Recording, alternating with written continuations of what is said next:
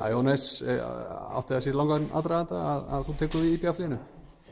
Nei, ég get nú varla sagt það. Þetta byrjaði eftir að ég var búinn að gefa út að ég myndi ekki halda áfram út á Noregi, þá var haft samband frá IBF og ég svona fekk á tilfinningu að það væri mjög spennandi og vildi gjarnan ræða þetta nánar sem við gerðum og svo tók þetta nokkur dag til að við komumst eiginlega samkomulagi og svo var það úr að ég kom hingað í morgun og ræddum aðeins málin frekar og þá var ekkert annað að gera en að ganga frá þessu. Nú ertu búinn að vera erlendis undanfarin ár, að spila og þjálfa. Hefurðu fylgst vel með íslenska boltanum og þá kannski IBF? Já, ég hef reynt að fylgjast eins vel með þessu sem ég getað en þetta er náttúrulega ákveðin áskorun að koma sér inn í þetta aftur og kynnast íslensku fótbolta nýtt eiginlega. Náttúrulega við erum búin að ræða mikið leikmannamál í dag og ég ætla að skoða vídeo og fara betur yfir þau mál til þess að fá sem besta mynd af þessu og þannig að það verður vinna næsta dag að kynna sér þetta eins vel og mögulegt er. Það áður íhuga að snúa aftur til Íslands? Það var nú alltaf planið, já. Við erum náttúrulega búin að vera úti núna í 13-14 ár og ekkert sjálfgefið endilega þegar svo langur tími liðinn að við kæmum heim en þetta var þess eðlis og það er spennandi að við vildum allan að kanna þetta og skoða þetta og úr varð að ég geri samning og svo líst okkur bara mjög vel að það. Nú tölvöld rót svona á leikmönnum og virðist vera svolítið í lausu lofti. Það eru vantilega þó nokkuð skörð sem maður þarf að fylla ef þetta gengur allt eftir að við missum þetta mikið af leikmönnum. Já, nú er ekki alveg útséð með leikmannamálinn ennþá og við vonumst þess að við getum haldið kjarnanum og eins flestum eins og hægt er. Það er eðlilegt að einhverju fari og einhverju komi en við viljum ræða við alla leikmennar sem við höfum huga á að halda og áður en að verði skoruð hvort þið verða áfram eða ekki. Þannig að það verður einnig vinna næstu daga að fara í gegnum þau mál.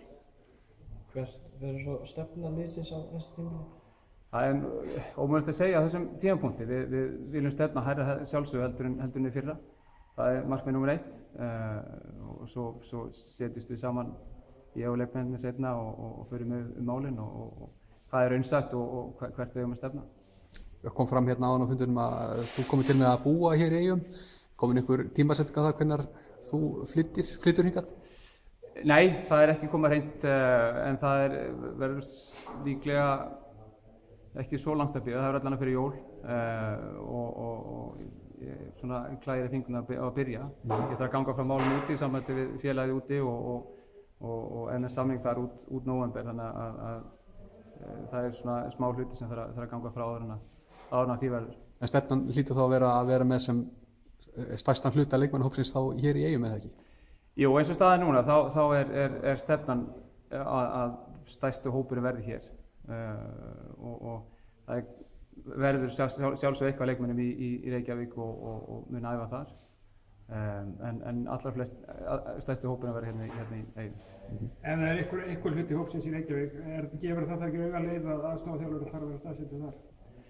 Já, það er ekki ólíklegt að það verði einhvers konar umsjónarmaður, ábyrgðarmaður fyrir þeim hópi sem er í bænum. Við höfum eftir að sjá hvernig við leysum þau mál í samvætti hópnum, hvort að þeir æfi með öðru liði eða slá sig saman með einhver öðrum eða hvernig það verður, en allavega þá líkur það í kortunum að það verði einhvers konar ábyrgðarmaður fyrir þeim hópi sem er í Reykjavík.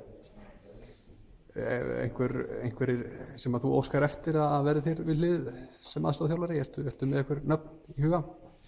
Ég er kannski með einhver nöfn í huga og hans ég geti sagt til það nánar og við höfum bara eftir að ræða það betur við stjórnina og hvernig við leysum þetta og hvað aðeinslega getur komið til greina sem aðstoðarmaður.